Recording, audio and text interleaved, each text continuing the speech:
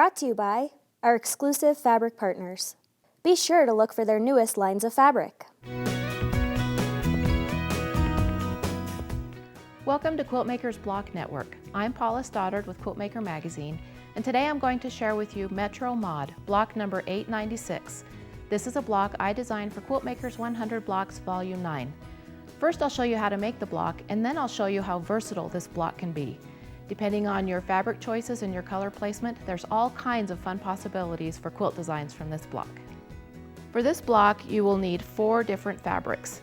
It really doesn't matter what fabrics you choose, just as long as there is good contrast between the fabrics.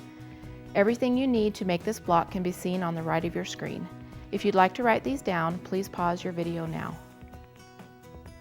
You can see that this block is made from 2 different sections, and the sections are positioned across from each other diagonally.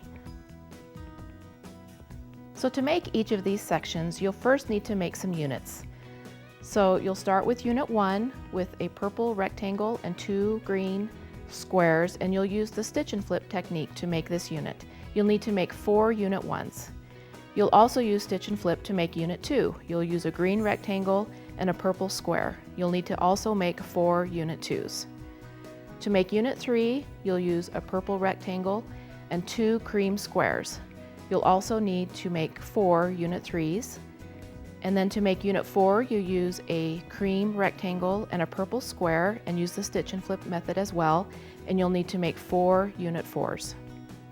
So now you'll need to sew your sections together. You'll start with your center square, and you'll sew a Unit 2 to the top of this square with a 1/4 inch seam, and you'll make a partial seam. You'll leave about 1 inch available to finish your partial seam later. So after you've sewn on your Unit 2, you'll add a Unit 1 to the left side, you'll add another Unit 2 to the bottom, a Unit 1 to the right, and then after you have added your Unit 1, you'll go back and you'll finish your partial seam to complete your section.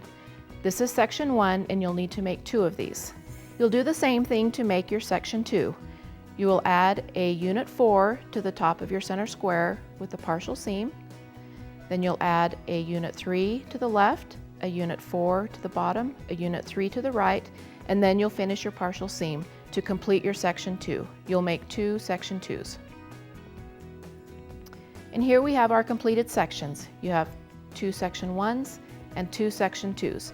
And you'll notice in these sections that they have matching diagonal lines going through the section. Now you're going to sew your block together. You'll sew these 2 sections together, these 2 sections together, and then you'll sew the 2 rows together to complete your block. And here's the completed block, and you can see that these dark purple diagonal lines create a fun diamond in the center. When you sew the blocks together, you have this great design with some fun diamonds running through your quilt. Now here you can see that I have the 4 sections, and if you sew them together differently than the original block, you'll have these long purple diagonals running through the block. When you sew your blocks together, you'll have this great diagonal running all the way through your quilt.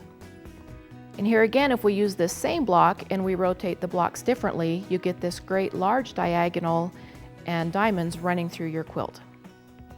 Now again, if you take and rearrange your sections yet a different way, you get kind of a zigzag going through your block. And when you sew these blocks together, you get a great zigzag motion going through your quilt. Now here's the block sewn with different colors, and as you can see, the 2 diagonals of each section are different colors. When you sew these blocks together, you get some great diamond shapes in different colors. Now this block has more dramatic colors, and as you can see, the diagonals running through the sections are different colors so that you get 2 colors in your diamond. When you sew these blocks together, you get almost a 3-dimensional look in your quilt. For this block, I chose scrappy Christmas fabrics, and it's a great way to show off your Christmas fabrics from your stash, and you can make a green diamond in the center of your block. When you put these blocks together, you can see that you get a great red star design in your quilt as well as the green diamond. For this block, I chose a large variety of light batiks and medium to dark batiks and made a completely scrappy block. When you sew these blocks together, you get a really fun, bright, scrappy quilt. Metro Mod and 99 other creative blocks can be found in Quiltmaker's 100 Blocks Volume 9. Thanks for joining us today, and hope to see you again soon here at Quiltmaker's Block Network. The whole time I was like, triangle, rectangle, rectangle, triangle. You should never have said anything.